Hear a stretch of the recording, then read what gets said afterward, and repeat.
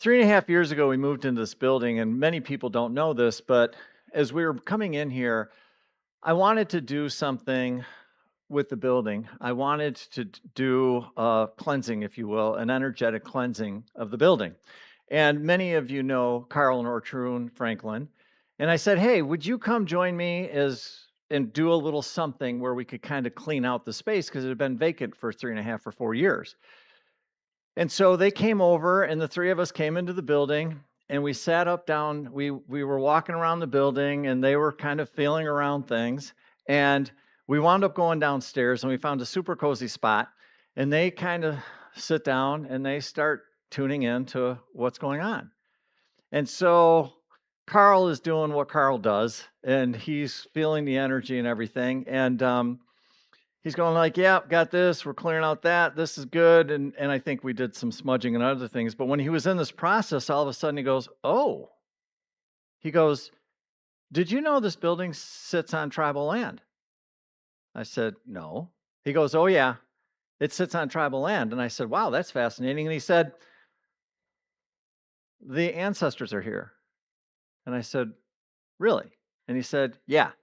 He said, they want you to know that they are really, really happy that you're coming to the space. And I was like, really? And he's like, oh, yeah, they're really, really happy. And I said, well, thank them. I appreciate that.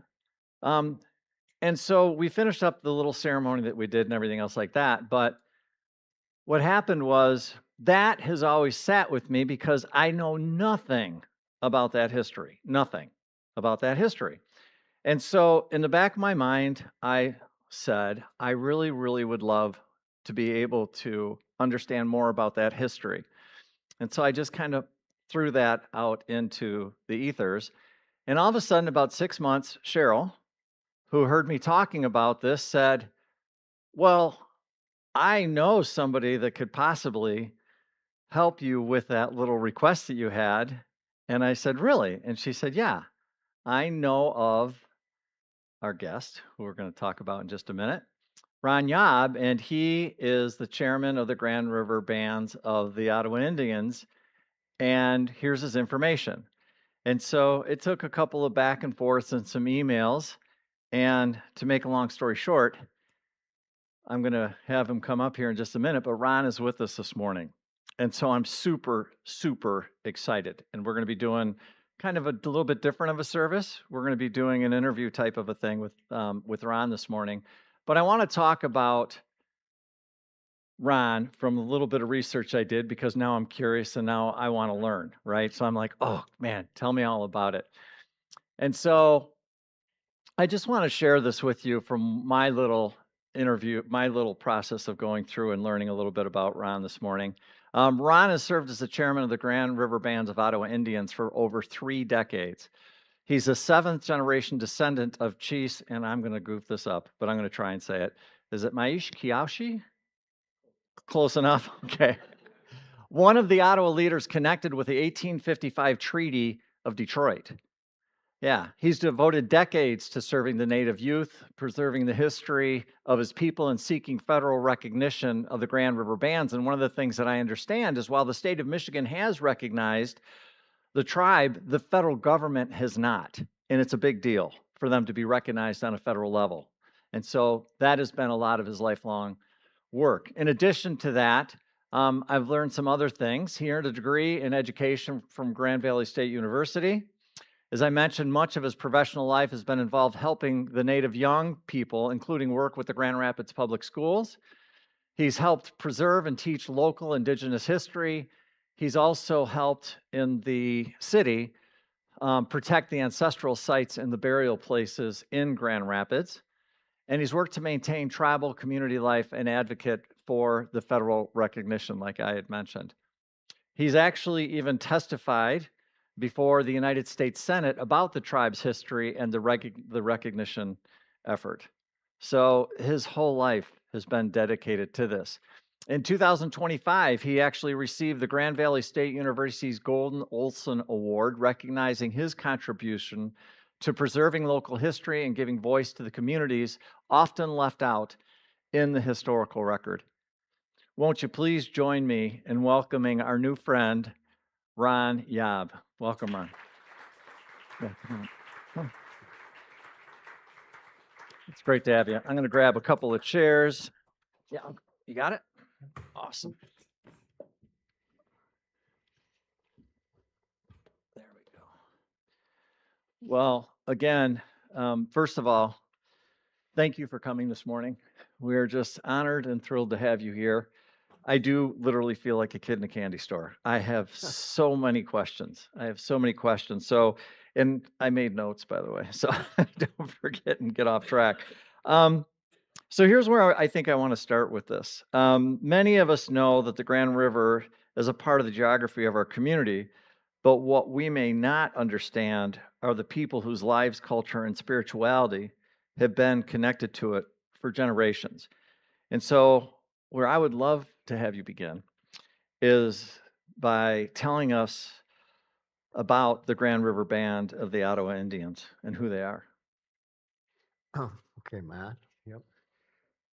Grand River band's not a single band, but we're defined when we treated. We're other tribes like Gun Lake is a band or Saginaw Chippewa is a band, but Grand River is bands because when they treated with us, they treated with 19 different villages that existed along the Grand River and then the tributaries. Hmm. So we're a little different. Our treaty started in 1795. They went to 1807, 19 or 1821, 1836, and 1855, and then in 1870 they stopped making treaties and they started legislating natives Instead of doing treaties. instead of treating them. Yeah. They yeah, but our and to show that we're the continuous of those people. My ancestors in that 1821 treaty, which ceded the land south of the banks of the Grand River in Michigan, and we got a settlement for that in 1979. Like 158 years later, the government acknowledged that we were the people that they never fulfilled their end of the bargain on it. The 1836 treaty, we got a settlement in that in 2007. And we because our people kept it rolling, and the government finally acknowledged in 2007 that we are the people, we are the signatories to that treaty, we are the descendants of that treaty. We still live here, even through many efforts to remove us. We never quite. It's kind of like if you go in the woods and want to chase out the squirrels, you ain't never gonna get them all, you know. So we are still here. We have to get on our rolls and to get settlement, you have to verify who you are, and you have to have documentation, and you have to bring yourself back to the 1910 roll. They sent an attorney from Horace Durant from Oklahoma because there were so many people in Michigan making claims that they sent an attorney up here to census the people, and he realized there were thousands of them still here, and they could all track their lineage to the so in 1910, that was the last official census roll for Native people that was to determine their eligibility to be included in the band. But we're still here. Our villages basically existed wherever there was a river mouth. Like there was two villages in Grand Rapids, and one down by Granville, and one up by the Rogue River, and one by the Thornapple, of course, the Flat River. Maple River, Red Cedar River, all the way to Jackson, Michigan is where Wow. our land went. Now, the 1821 treaty ceded the land south of the river, and if you read a treaty, it says from the banks of the river south. The 1836 treaty ceded the land north of the Grand River, and the treaty says from the banks of the river north. And it's funny, I'm in a lot of these committees down in Grand Rapids with their restoration down there, and they want to put a bridge to the island by the amphitheater. And I was kind of teasing them. I said, "Well, who owns the island? How do they?" And they said, "Well, Grand Valley did own it, but and then Grand Rapids, it was signed over to them later, and Grand Rapids owns it now. And then then I says, well, how they get the title? And and they said the city engineers determined that was their response, was that the island didn't exist till 1895. And I says, well, wait a minute. I got a plaque down there when we commemorated the 1821 treaty, which was 200 years in the signing in 2021. I said, I put a plaque there, and on the plaque, on one side, it's right across the street from the museum. If you go down there, and I showed them I had it on my phone. And I said, well, here's a map from 1836, and there's the island. And they kind of didn't know what to say back to me about that. And then I'm so teasing them further. I said, if we ceded the land south of the Grand River, the banks, and if you ceded the land from the banks north of the Grand River, I said, well, where's the island? And they just kind of looked at me. They put 3 lawyers on it. They started studying. I'm not done with them yet, but but I'm just kind of teasing them. They're really. Actually got a call from Ottawa County Commissioner that says he got wind of this, and he said there's like 30 some islands in the Grand River and Ottawa County, and some of them are very prominent. And he said he wanted to know what we're going to do. I said, I'm not doing nothing. I'm just waiting for your response back. I'm playing poker with you. I ain't showing you my cards. And and he's real nervous. So Ottawa County's real nervous about it too. And then it was brought to my attention that the city says, well, what about a settlement? And I says, well, first off, you can't deal with the native people because there's something called the Indian Intercourse and Trade Act, which forbids any kind of municipality or state or other government in the world to deal with the native people. The only ones that can actually deal with the native people is the federal government. So they can't come in and. Yeah. So I said, you can't have a settlement with us. You have to, you know, eh, do it through the feds have to do it. But can't- oop, too much done. I'm You're okay. kicking that can down the road. I'm not gonna but I'm not gonna totally drop it.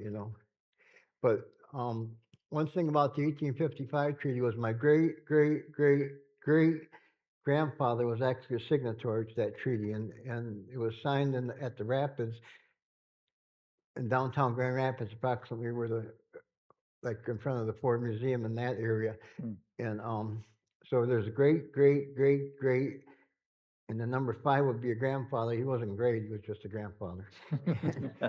And then after that comes my mother, and so it comes me, and then I'm the 7th generation down from that treaty signatory person, and our teaching is the 7th generation. We we always teach that what we do now is going to be followed the 7th generation later. And so I know my grandfather is somewhere smiling at me. Yeah. That I'm still like testifying in Congress. I've did that a few times, and just I actually in two, it was the 1855 treaty, but it was taken back to Washington and edited and brought back in 1856 and re-signed again.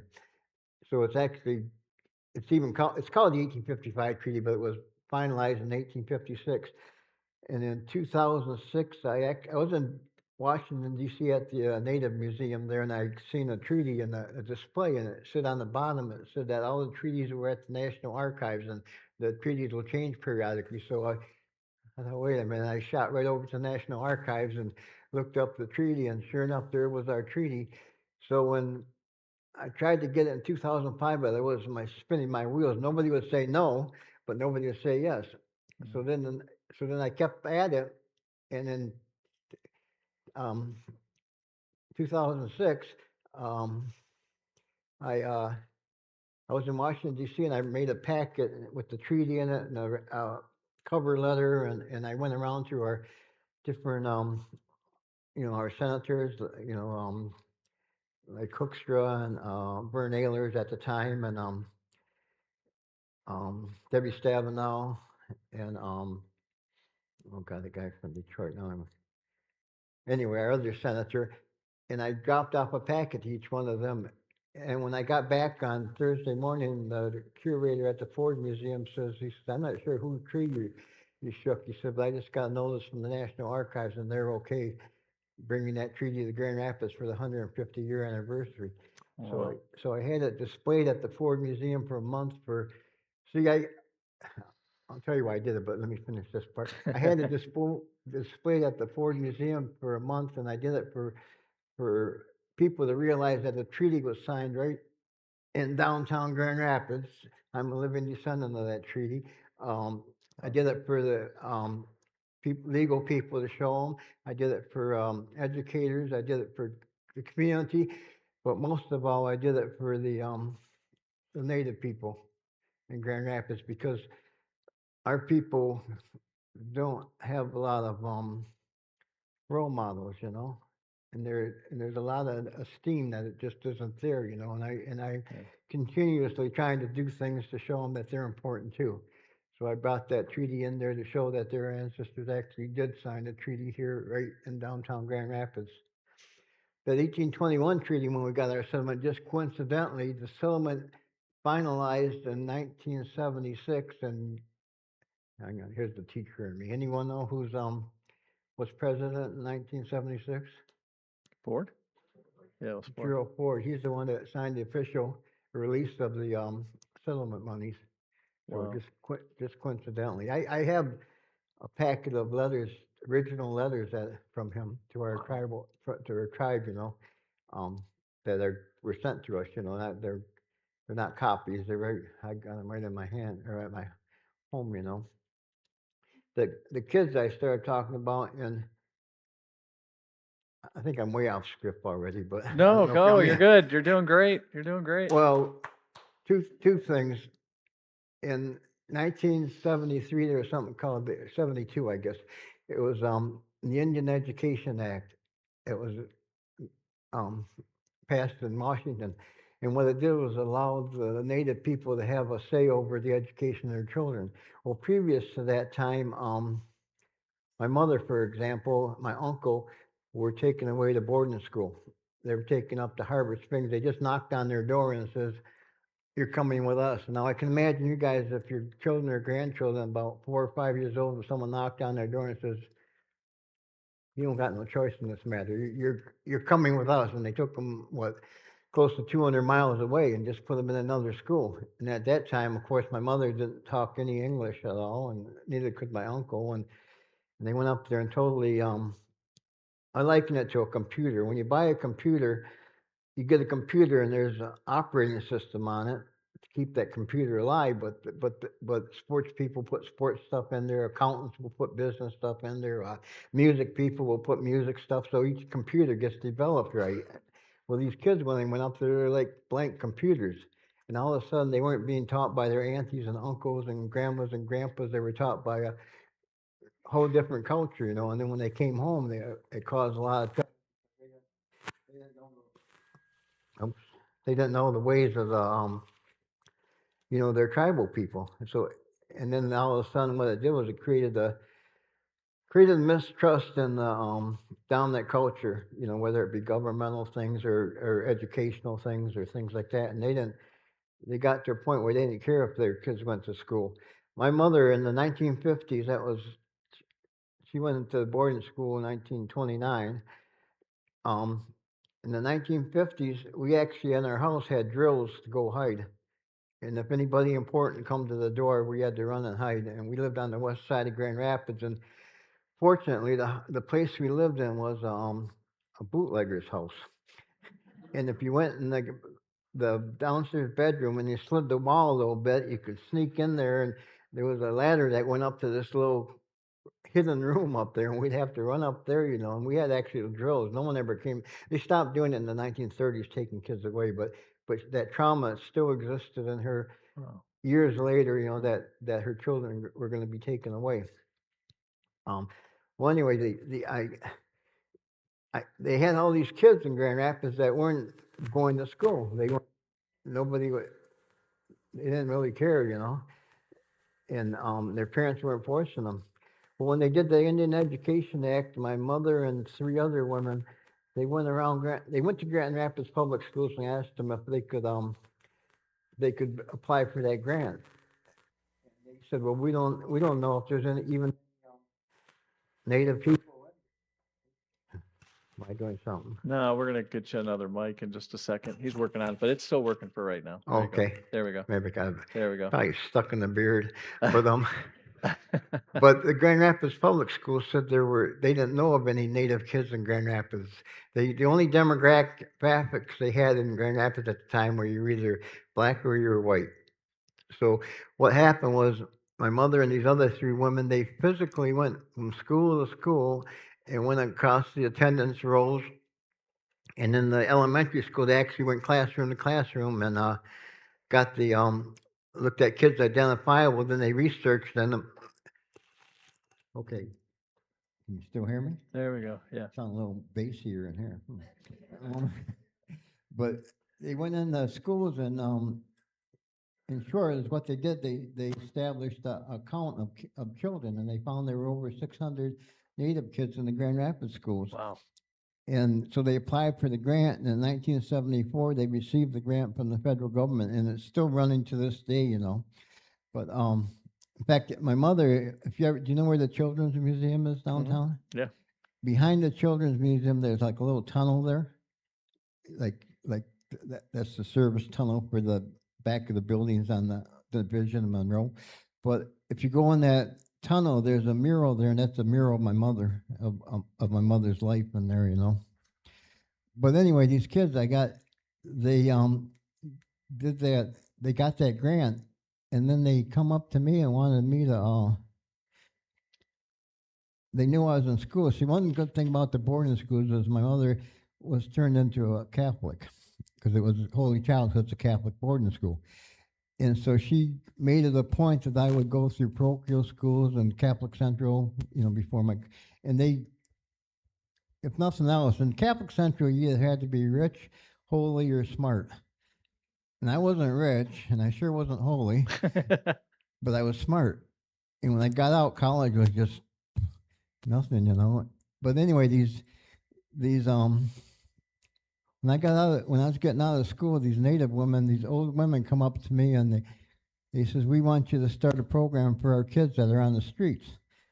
And I said, I'm not really sure if you want me to be the one to do that, you know. And because I rolled with the outlaw motorcycle gang and the rallies and stuff. I had every addiction in the book, whether it be drugs or alcohol, everything you could count on. Like that second song really kind of hit me, you know, about being a new person.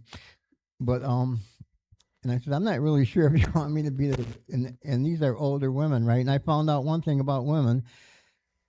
I probably had 1,000 arguments with women in my life, right?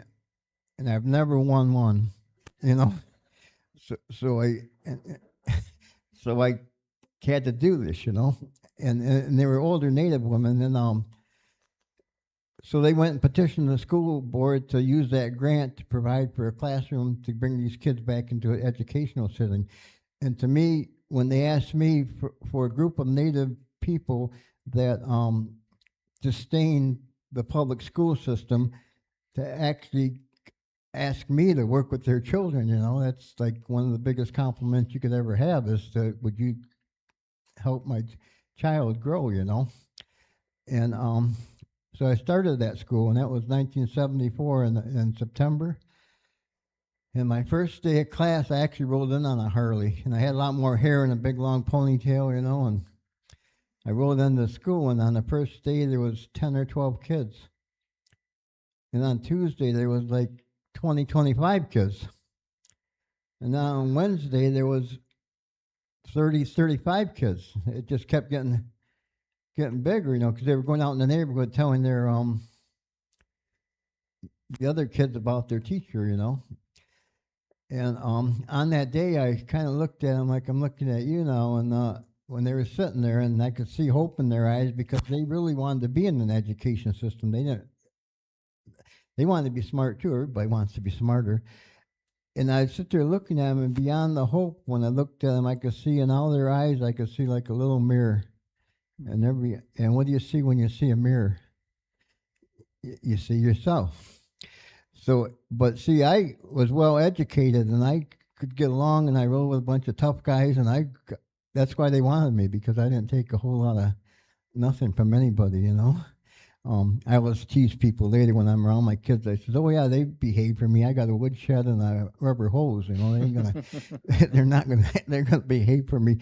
But they responded. But anyway, on that Wednesday, I went home and I used to ride a with a army field jacket on, and jumbles of beer would fit in each pocket, and I'd ride around, and that was pretty much my life, you know. And when I got out of school that day, I said, I can't drink tonight, you know. I can't do that because I'm all of a sudden I'm stuck in this, not stuck, but I'm put in this role model position. And that Wednesday in September of 1974, I went home and I didn't drink that night. And I thought it might last till the weekend, it might last till the end of the month, it might last till Christmas break, it might last till September. Well, I haven't had a drop of alcohol since September of 1994. I just Wow. totally, totally totally stopped that, you know, because I had to. All of a sudden, I was putting the care, the, you know, the steward for these kids, and I had to show them an example, you know. And they were kind of easy because 14, 15-year-old kids trying to be tough guys, and I rode with some tough guys that they didn't. None of them scared me, you know, and they appreciated that because they knew the other teachers were afraid of them, you know. So, but they couldn't get away, you know. I seen about everything in my life before that, so they were very easy to. They were. I got right now. I want to say I just hit my 10th um, MSW, a social worker. I got two of them that are doctors. The tribal prosecutor for the Gun Lake tribe is one of my old students. You know, so these are kids at middle school, so they were just done with school, but they ended up coming back. But I was gifted with the honor of being the person to work with them. Mm. I told you I'm a signatory to a chief, you know, and when I was a little kid, my aunts and uncles would always tell me that I'm the son of a chief, or you know, I'm a descendant of a chief, and I always thought that was a joke because um everybody says that, you know, and I didn't really want to let it out because I had a rough time in school, you know, being everybody back in the '50s watched westerns, and westerns they weren't very nice to Native people, you know. And so the kids, when they watch the Western, Saturday morning Westerns and weekend Westerns, Gunsmoke Sunday night, they would come in and catch me in the playground and just kind of kick me and knock me down and stuff. But you get, if you don't let it get to you, I got pretty tough. I'm not very big, but I didn't get afraid of anybody, you know. It just didn't, you know. And that's probably, I don't know if that's good for me or not, because that got me in a lot of situations and later in life. But when I got asked to work with these kids, I just did that. Um, I'm not sure about his question, but I'm going to lead into something else right now. He brought up in his questions, he made some comment about the mounds. And I know you know that downtown in Grand Rapids, there's 3 mounds across from the museum, but those are not real mounds. They're fake mounds. When I was a kid, that was a overflow for the Grand River. Like they'd push logs through there, and then years ago, and then they bottled it up, so there was no entrance and exit, so it was a pond, and so it was full of stagnant stuff and garbage, and it stunk, and it was just what you'd have with a big stagnant pond. And then after that, they filled it up and put a parking lot in there. And after that, they put those fake mounds in there, which are they're just land sculptures, like, you know. I was on the Grand Rapids City Historic Commission at the time, and we were duty to it right in the script for the plaque. And it took me probably 3 or 4 meetings in that commission because they were going to mislead the people that there are real mounds. And if you read that plaque, finally the last sentence is they're symbolic of mounds that once stood here. You know, and they're not but they didn't want to put that in there, you know. And people don't read the bottom lot and they think they're real mounds, you know. There are real mounds in Grand Rapids, though. They're actually in Wyoming. If you go to Indian Mounds Road, you got to come in from 28th Street because it's a one way. But there's 11 mounds that are still undisturbed. In fact, if you guys ever want to come out there, take you for a tour out there. I love it.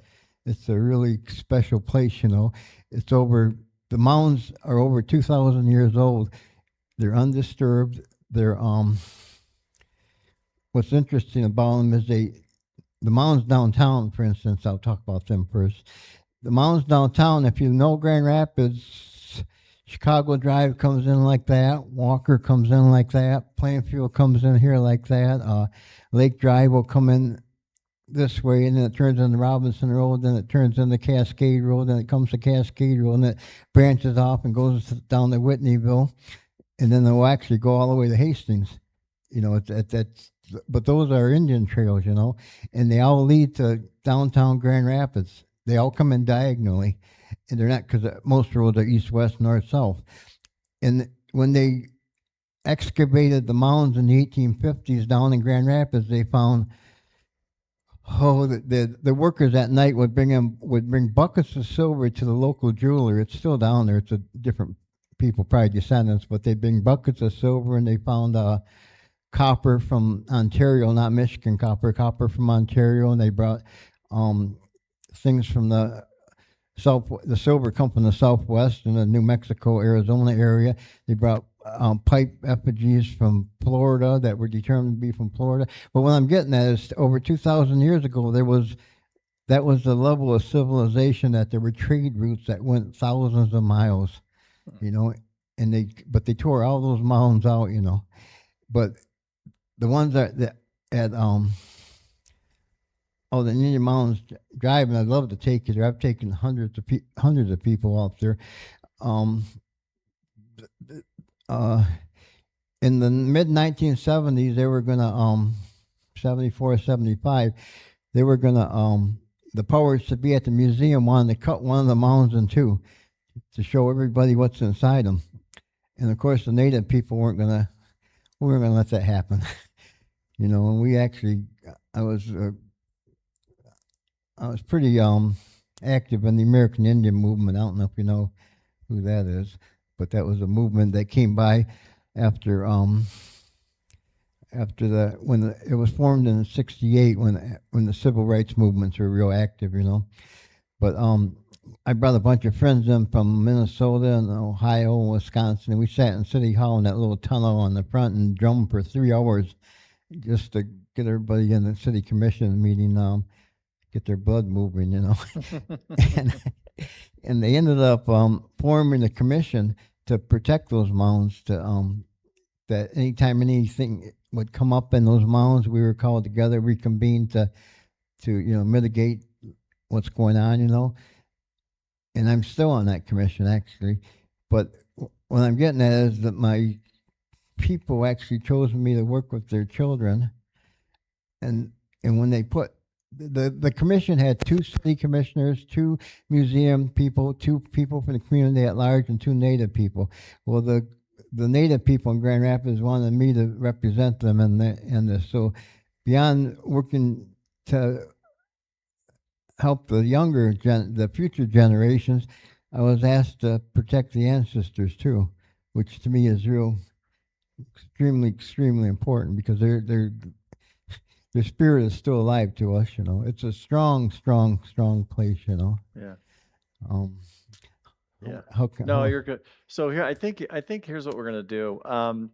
Because of time, I think what we'll do is we're gonna we're gonna close things up. But um, I think after we're done singing the peace song, we'll have Ron come back up here, and for anybody that wants to stay and ask questions, we'll keep it going. But then that way we can end the service. For those that want to stick around, for those that want to go out and grab a cup of coffee or something, they can do that as well. How does that sound to everybody? Because I'm fascinated. I think this is just fantastic. I have a million questions. I absolutely want to come out and have you show us Indian Mounds. I think that would be just incredible to do that. Um, the history, the knowledge, I just want to understand so much about the tribes, the traditions, the different parts of your specific lineage and the impact of that it's had and what's happened. I'm really curious to know how many people how many people are still around. So I've got, I don't know about you, but I got about 10 million questions that I have now. And Yeah. so, and who knows, maybe we'll have you come back, or maybe we'll have a special night where you come back and it's not in the setting and it's just a time where we get to spend more time with you, because I think it would be I think would be an incredible gift to our community to be able to do that.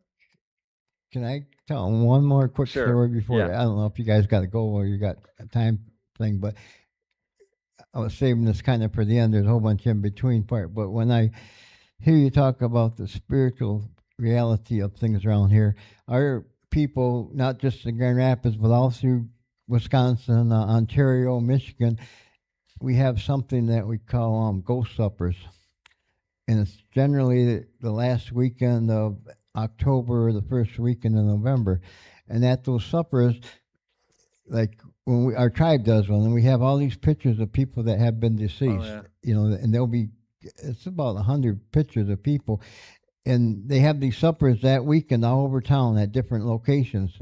Different people, families will have them, and they'll have their pictures there. And when you come, you bring in the favorite dish of that person, deceased person, and you come and you tell stories about those deceased people. You always we never bring up bad things. We always tell good things that they did, or what kind of car they drove, or if they're a ball player or whatever. We always bring that up. And then when you go from one supper, you go to the next supper, and you go to the next supper, and you go to the next supper. And when these in that weekend, when our community is roaming around, they're bringing up the spirit of that person. And that weekend, that town becomes alive with the spirit of that person Mm, again. See, that should always happen. The spirit should always come alive, because everybody should only die once. mm, And if you let that spirit die, they're going to die twice. mm. Big witch. That's fantastic. Thank you. Awesome. So people online, if you've got a question, you can type it in the chat and we'll get it and we'll ask Ron. So you can do that. Okay, Cal. My mother was went to high school in Harbor Springs, and in her early life, in my early life, were among a mix of whites and Ottawas. We called them whites and Indians at the time. I wondered, did the Harbor Springs bands ever make any treaties with the government? Yeah, they were part of the 1836 treaty with us. Well, it covered all of Michigan. 1855 treaty Okay. also. That treaty covered all the land north of the Grand River, and halfway to like Thunder Bay by Alpena, and then half of the Upper Peninsula. So those tribes were included in the 1836 treaty. All those tribes were grouped together. And of course, in 1837, Michigan became a state, so they had to clear what they felt was legal title to that land before they could make it into a state. But those tribes are part of they weren't part of the 1821, but they were part of the 1855 and the 1836 treaty with our tribe also. My grandfather ran a resort, and most of the kitchen staff were Ottawa.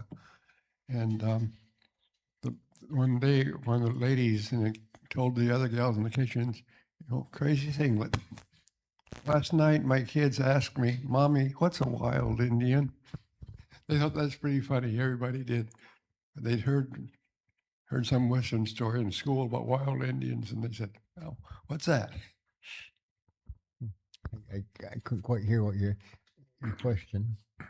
There wasn't That's really not a question. I just meaning that they thought it was amusing that the kids would ask their mother, "What's a wild Indian?" Wow. Well, they were there was as many of you know, the certainly in the media and the movies throughout time, they've not been portrayed very well, and so therefore, the question, that's what we grew up seeing was the negative side, and actually fictionally very, very, very not even close to reality of what's going on. I think this would be interesting just from, I've got a question because we were out in the lobby speaking for just a moment and I was talking about that what was happening, you said back in, I thought you said the 30s and 40s, when you had people would come and knock on your door and say, we're going to go grab your kids, So with the 200, what it reminded me of was the 250th anniversary.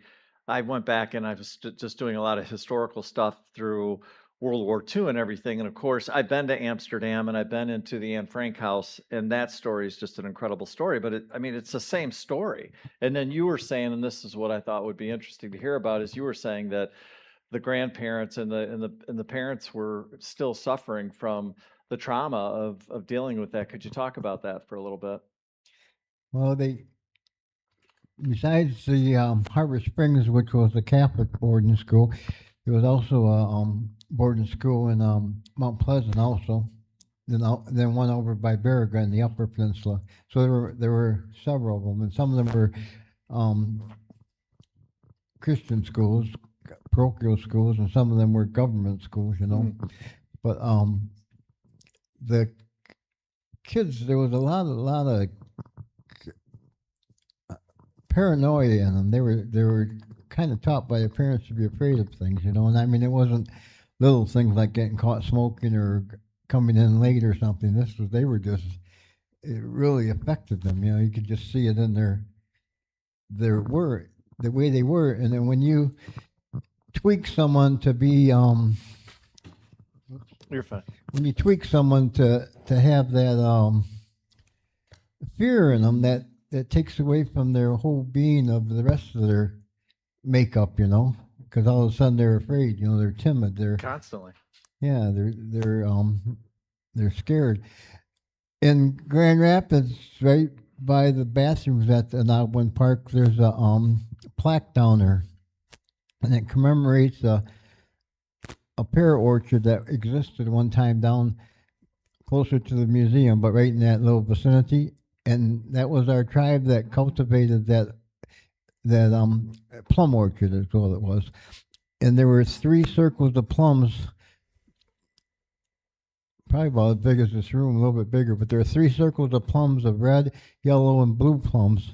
And then there was a doorway coming into the circles from the east, from the riverside.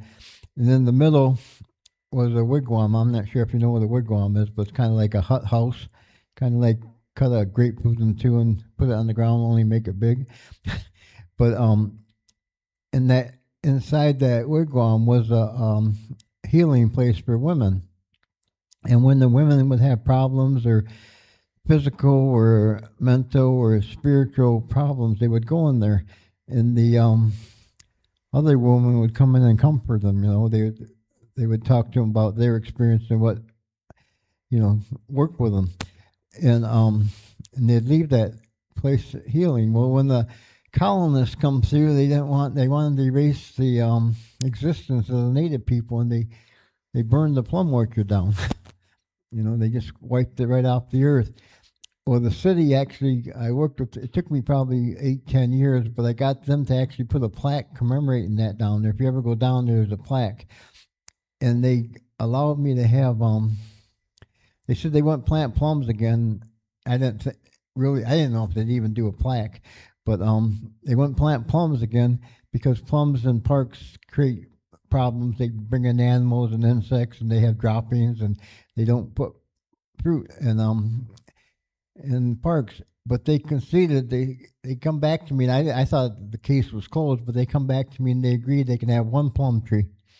So if you go down there, there's 1 plum tree, and it fruits every year. The street people love it. I tour people around, walk them around Grand Rapids and show them these plaques, and they eat the plums. And it's funny, my mother in her backyard always had a plum tree growing.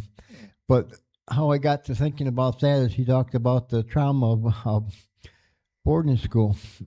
And I had one of my old students who ended up being a grandmother, and her 3 grandsons were taken away from their mother because their mother was having a lot of problems, a lot of addiction problems, and she wasn't leading a good life, and there's something called the Indian Child Welfare Act, and what they do is has to make first efforts that a native family will take the family itself will take the child up instead of just putting in the system and shipped to another state or another, or if it's not family, a native group, and then it goes before it goes into the general paperwork, and this grandma had gotten her 3 grandkids because she didn't want them to get lost in the system. That's what happens when they go away.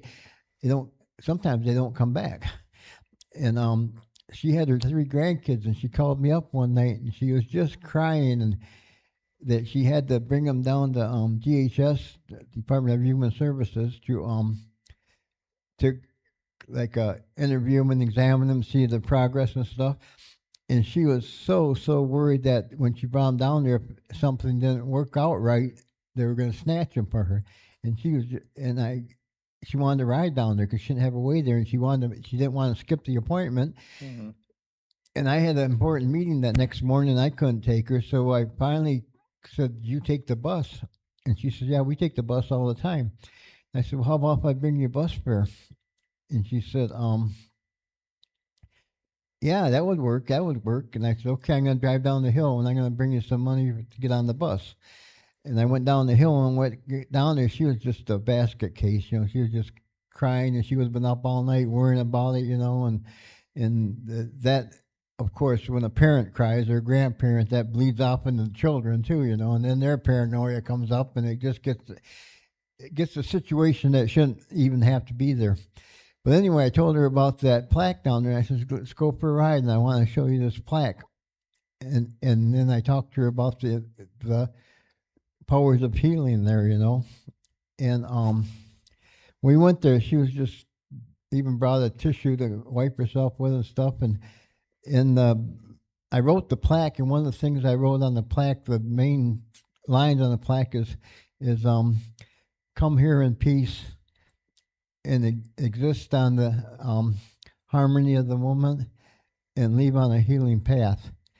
And when we left there, we sat down by the river on that little wall, and she was just laughing and joking and having a good time. And to me, that power of that healing place was still there, Mm. because she had to, and the river is part of that, but she just absorbed that Absolutely. just to be there, Wonderful. Yeah. Beautiful. But Well, if you ever go down there right by in front of the bathrooms, and you'll see that plaque. It's too late for the plums; they're already eaten. they're done for the year?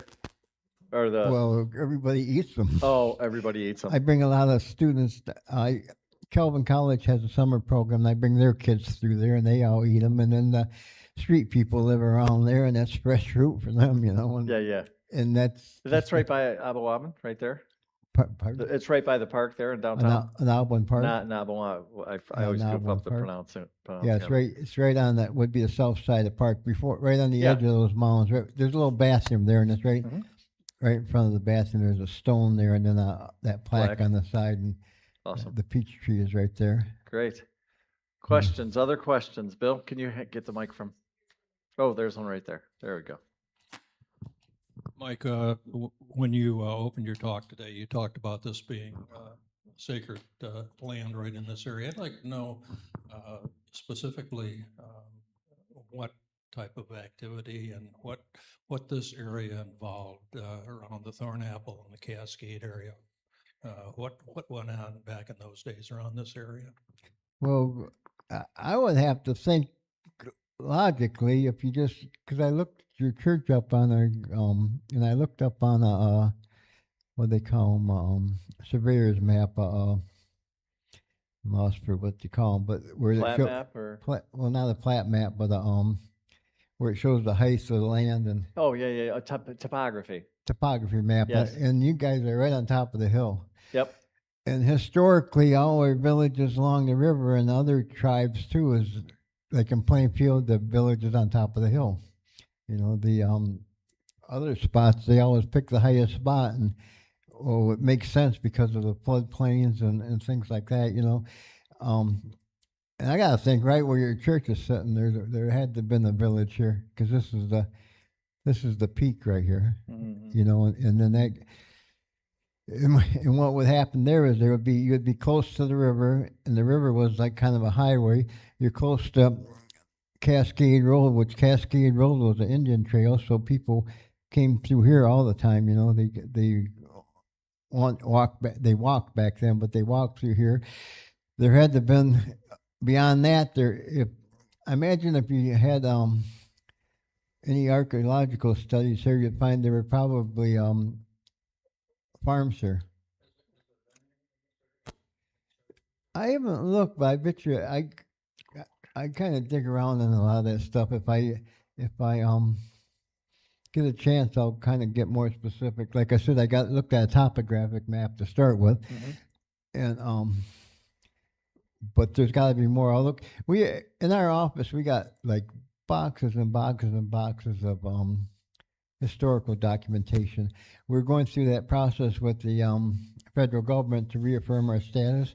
And when we did that, we went from anywhere from the Clark Museum in Mount Pleasant to the museum down in Chicago, or not museum, library, the archives in Washington, D.C., personal collections of people. Churches hold a lot of archives of things, you know, like, and we gathered all that stuff. And we have just boxes and boxes, and it's all sequential and date, but I haven't dug around in it to this specific area, but I'm sure I will in the future find something, you know. It's wonderful. I think we got a question coming from online, Chuck. Yeah, somebody asked, is the Anabawan Park, is that a native name? And do you know what that means? Okay, when they took I told you there was a pond there, and then there was a parking lot there, and then when the city wanted to put a park there, some of the city parks people come to me and ask me if I would do some kind of thing for the dedication of it.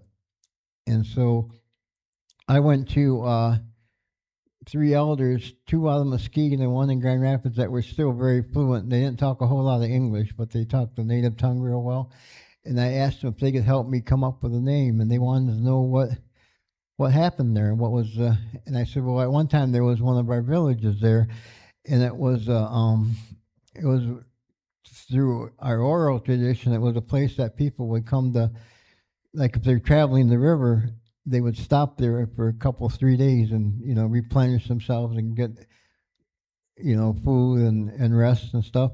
And it's kind of like a rest area on the highway is what it was. Only the highway was our river.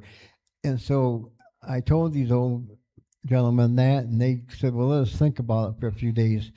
And probably about 3, 4, 5 days later, they called me up and they said, okay, we need to name it Anabawan. And Anabawan means a place of rest. Oh. And people, I found out years later that people get mixed up and they think it's a place of rest like a graveyard. But it's not a place of rest. It's like a place of rest, like a rest area along the highway. So I actually named Anabawan Park back in 1978. So about 50 years ago, I think 77 is when they asked me to do it, and our first dedication was in 1978. Wow, powerful. I think Cheryl, can you give the mic? Oh, you got it. Okay, good. Question. Yeah, just a little bit of sharing on my behalf is that my tribe from Washington State, we just had our 30th year federal re-recognition. And it took over 70 years to get re-recognized. And so given that time span, and then my great-great-grandmother was one of the signers there, it took, who knows, 100 years or so for anything to even get recognized. So I'm kind of giving a big scope of how long it takes to be recognized and the effort that it takes. And I know that you're going through that process, have been for a very, very long time. I'm wondering if you can talk a little bit about, like where are you now? Is there some kind of help that can be given? And what the prospects are for this happening for you? Okay, right now there's a few ways to get recognized. The the federal government has an office within the BIA under their roof called the Office of Federal Acknowledgement, and they have a 7-point system that you have to fulfill every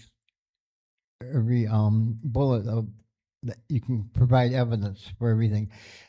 The you can get recognized through executive action where the president could come and recognize you. You know, I think he did that to a Cherokee tribe down there. I don't know if they ever really got off the ground though. I think it's kind of like how he stops the war. You know, he just keeps recognizing them, but they don't really get recognized.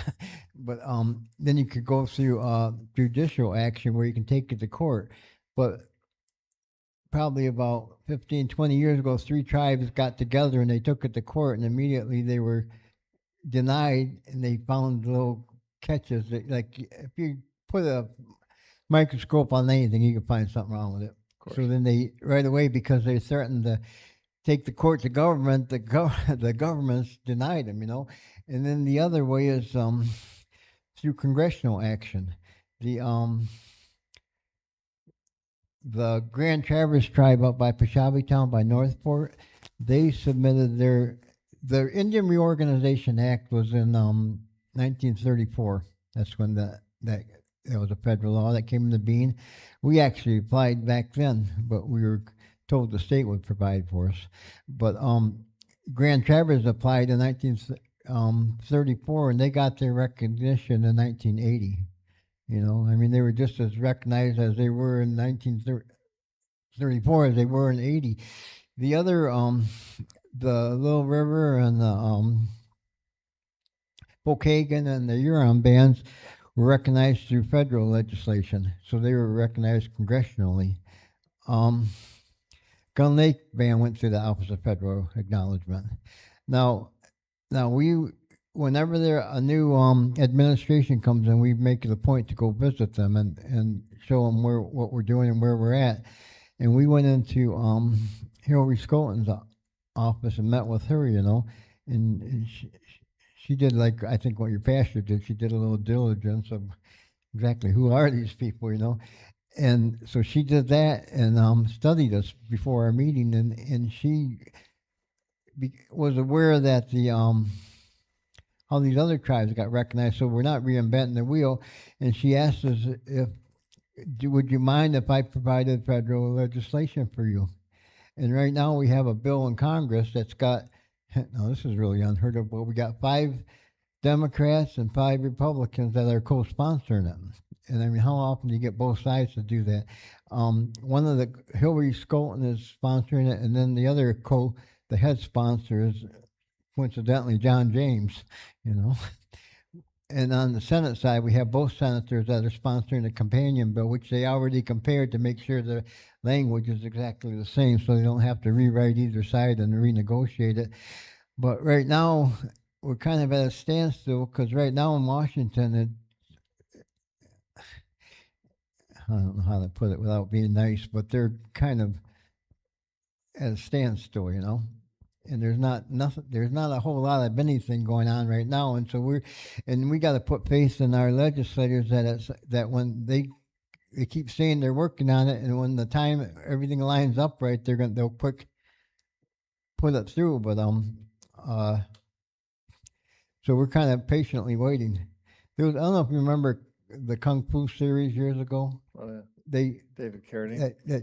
There was that Chief Dan George, and he wanted to be buried. He was dying. He wanted to be buried in a village in somewhere in Arizona or something. Mm-hmm.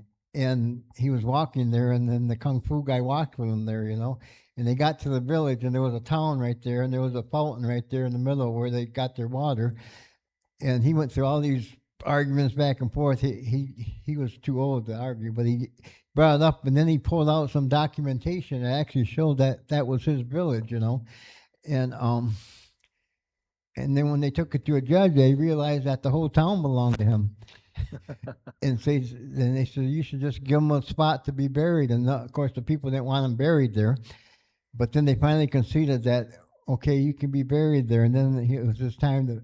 Anyway, what I'm getting at is he told the Kung Fu guy, and this was back in probably 72, 73, he says, when you deal with Washington, you have to have a lot of time and patience. and boy, you do, you know. Um, and the funny part about that story is when he got, gave him the approval to be buried there. He gathered his things and started heading out of town. And the kung fu guy says, "Where are you going?" He said, "I'm going to die." And he said, "Well, why? I thought you wanted to be buried here." And he says, "There's too much hate here. I don't want to be buried in this hate." And he Oh, walked wow. off into the. That was it. Yeah. Yep, he was gone. You know. We got another question coming from online.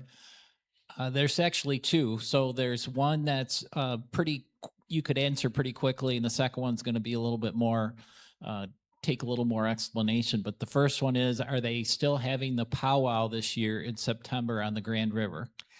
Yeah, that's by that's not our tribe that does that though. That's the Grand Valley American Indian Lodge, and they're kind of a hobbyist group of people that have gatherings. You know, they're not real. They're not actually a tribe of natives. They're predominantly non-natives, but they organize themselves to kind of like a Boy Scout group. I want to say, you know, they honor the natives, and they have. There's a lot of natives in there, but it's not really a native. It's not a tribe. You know, they don't track to anything, and they're just people that got together to keep. They like to dance, which is okay, Oh, you yeah. know. And let them come and dance, you know. But yes, they'll have it the weekend after Labor Day. If you look up, search out Grand Valley American Indian Lodge, I'll give you the timeline for them. Okay, the second question is, are there other activities that church property Indian spirits would like to see us undertake, enriching the community for both spirit and the church community? Other properties, did you say? Activities. Are there Oh, other activities. activities? Yeah. My ears are going. Yeah, you can come to our gatherings. We're gonna do and later, maybe I'm thinking now September, but we're gonna do a repatriation in Ada. Someone people get there's something called the Native American Graves and Repatriation Act, and people are dutied when they find remains of natives to give them to the tribe that they descend from, or their ancestors of that tribe. And right now we have 3 sets of remains at Ada. Years ago, I had remains, and I know there was a village in Ada, and in their cemetery, I went to the board of trustees for Ada, and asked them if we could repatriate remains back there, and they kind of rolled out the red carpet for us. And oh, yes, you know, my argument was, oh, even though they're natives, but they come from that village, and they were the original citizens of that village, and would you allow us to? And they probably about half the size of this room. They gave us a plot of land, and Wow. and when it was all with really good feelings, and they told us that they would allow us to repatriate remains. So right now we got 3 sets of remains that are going to be put in the earth. I just had to have some coffins made, and then we did some artwork on them. Now I have to work out a date with Ada, and I can let you know when that would be. Everybody's more than welcome to come to that. We have. I talked about that ghost supper. We'll have a ghost supper, and I think it's October 26th, if I'm not. And is that information online and that's open to the public? Yeah, and we're gonna have it at we have it out at Townsend Park Oh, okay, sure. is where Absolutely. we're gonna have it, because we do a every spring we have a gathering there, and we celebrate. You can come to that too. We celebrate the existence of our children, because in our teaching, spring is the season of the children, Yes. and we have a big gathering out there. And my whole idea when I started that was to get these kids out of the city for a day, and they race ducks down the creek, and I give away like 12 bicycles, you know, but the whole thing was get them out of the city and get them out where they can yell and scream and run, and we have food brought in, you know, and they get a full belly, and then if they don't win a bike, there's all kinds of toys, and they get to pick a toy. So I have these children come out there, and if you're ever around about 100 children, boy, they enter, going back to spirituality, the energy of these children just enrich the people. The elders love to go there because they like to see those children running and screaming, yelling and playing, Yeah. and Yeah. and that's usually the last weekend of April or the first weekend of May. But anyway, that's the children's one. So we close out the year with at that ghost supper. It's honoring to the elders, and so they come out there, and then they're the guests of honor instead of the children. It's like at the children one, in our teachings, elders always eat first. But on that day at the children's celebration, the children eat first. Yeah. They're the guests. So what I'm going to do is I'm going to go onto your website. I'm going to get some of these dates, and I'll hang a sign out in the lobby so that you can see. I'm also going to talk Ron into maybe taking us for a walk on the burial grounds. I think would be super fun to do. I'm just really glad as you were speaking, you didn't ask us to start burying some bones out on our front lawn. That's made me a little. I'm like, are we going to have to repatriate some bones out here? And I know that I'm just teasing. I'm just teasing. Any other questions? Any other questions? Does anybody have any other questions? We've got questions. Go ahead. Do you have the mic? There we go. Well, Cheryl kind of asked it, but you've done so much advocacy and work for so long. Is there a next generation coming that will continue your work? No offense about age, we're the same. Yeah, in fact, I got a shadow that's a 15-year-old boy, and I was going to bring him with me, and I should have brought him with me because I want him to hear me speak everywhere I go because he'll pick up on these stories. And he actually descends from the bands of Grand River, and I didn't bring him, but he's very interested. And I found that a lot of the I'm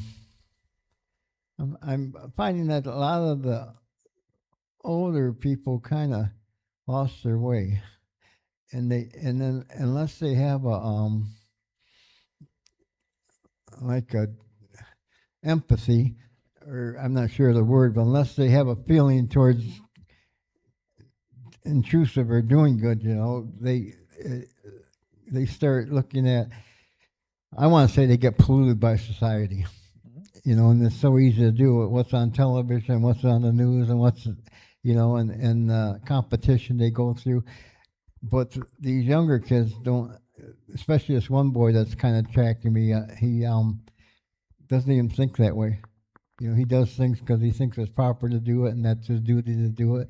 See, when I was told to do things, I was told to do things by a bunch of old women, and I didn't really have I didn't know what they were setting me up for. See, I was also fortunate. I'm kind of changing your question a little bit, but I was also fortunate that I was raised by my mother raised me, my mother and dad. But when my mother would go to work, she would drop me off at my great aunt's house, who was born in the 1880s, and she didn't talk hardly any English at all. Even her animal or birds and dogs talked in Indian, but she would make me do things. She would make me gather for stuff for her and go get fish for her and go catch squirrels and go catch partridges and woodcocks. She made specific demands, and I'd have to go get it. She'd have to chase me after medicines, and I'd ask her, how am I going to find that, and she'd crumble it up in her hand and shove it in my nose and say, can you smell that? And I'd say, yeah. She says, now go find it, So I'd have to go walk around the woods or walk in the fields till I found it. But I never realized till I got older that I was picking up. I didn't realize I had her as a teacher, and there was a very rare opportunity to have an old woman teach you ways that like what people call today are survival skills. To her, they were just living skills.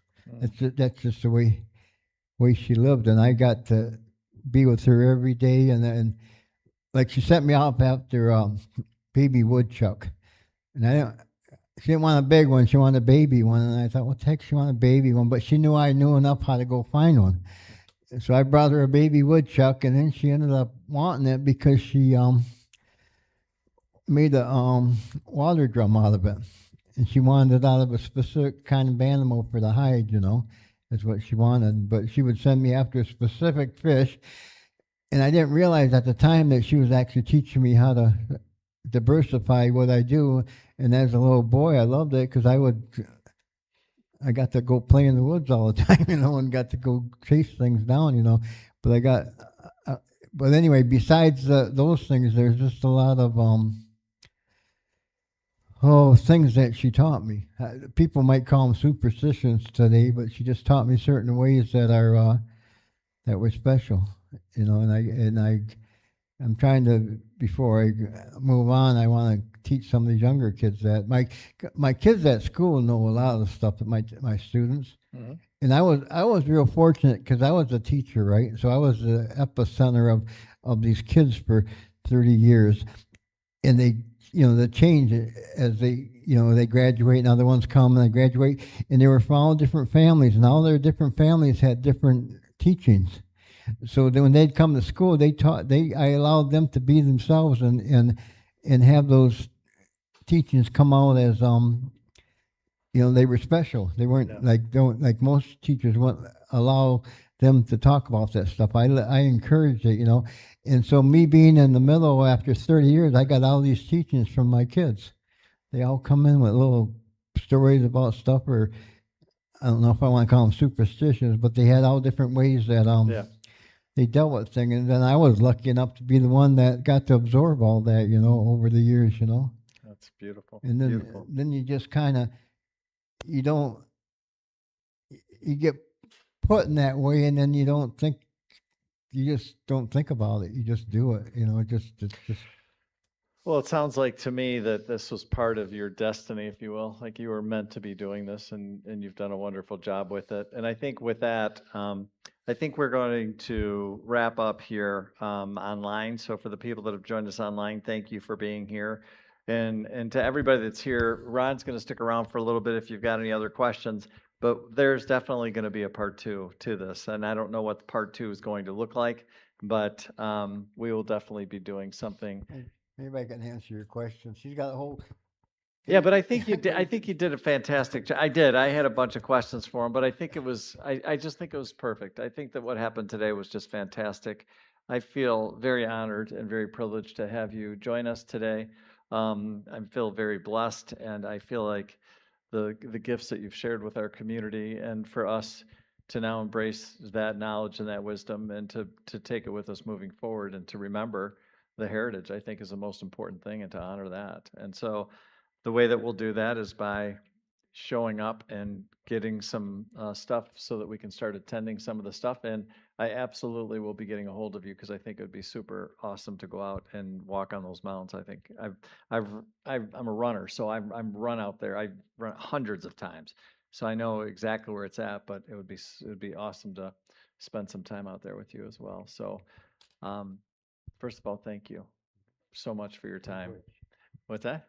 Miigwech. Gwitch, there we go. Miigwech. Gwitch. Yes, I'm gonna have you write that down for me. So, he was sharing with us, that means thank you, and then there's, what's many thank yous? What is many, what's the word for many thank yous? Good you. Get, yeah, so he was teaching us some of the language earlier, so, but thank you from the bottom of our heart and for joining us. You've really, really have blessed us today with your presence and with your history and from your ancestors and the blessings that they've given to this land. We are incredibly grateful. So thank you so much.